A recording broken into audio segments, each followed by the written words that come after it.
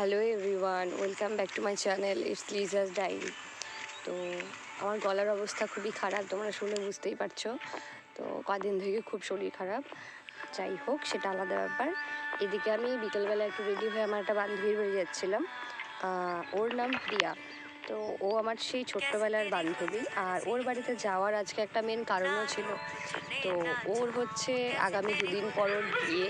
তো এই হলো আমার বান্ধবী। তো যাই হোক, ওর সাথে দেখা করতে এসেছি যে এরপর আবার কবে কখন দেখা হবে তার কোনো ঠিক নেই। ও কী সিচুয়েশনে থাকবে, মানে অনেকটা দূরেই চলে যাবে বিয়ের পর। এখনকার বা আগে আগে যেভাবে আমরা থাকতাম সেভাবে আমাদের আর দেখা হবে না।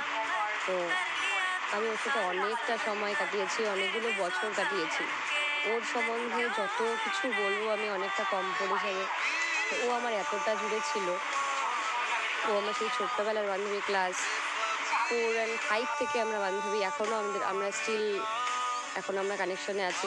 যদিও আমাদের বাড়ি খুব একটা দূরে নয়, তবুও তেমন একটা যাতায়াত হতো নাও হতো, ওরকম করে আমরা অনেক দিন কাটালাম। তো যাই হোক, ফাইনালি ওর বিয়ে হয়ে যাচ্ছে। যেদিন আমি আমি ফার্স্ট শুনলাম ওর বিয়ের কথা, একদিকে তো আমি প্রচণ্ড খুশি, প্রচণ্ড এক্সাইটেড, কিন্তু আরেক দিকে আমার এতটা খারাপ লাগছিল মনটা যে আমি কি বলবো, যে ও আমাকে ছেড়ে চলে যাবে বা আমি ওকে আর কখনো ঠিক আগের মতন আর পাবো না। তো সেগুলো ভেবে আমার খুব খারাপ লাগছিল। তো আমি কান্নাও করেছি, ওর সাথে ফোনে অনেকক্ষণ কান্না করেছি।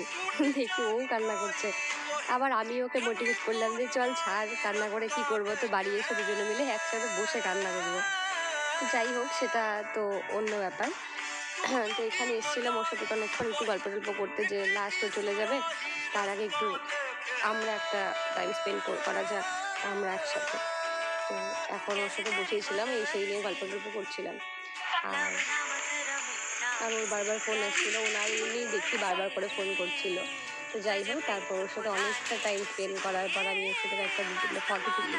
তো চল লাস্ট তোর সাথে একটা ফটো আমাদের থাক তোর এই স্টেপে। তো যাই হোক, তারপর করে আমি বাড়ি চলে আসি। আর বিকেলবেলা আমার সন্ধ্যাবেলা বাড়ি আসার পর এই একটা ডিউটি থাকেই সবসময়, ছোট্ট ওই পুচকুটাকে পড়ানো।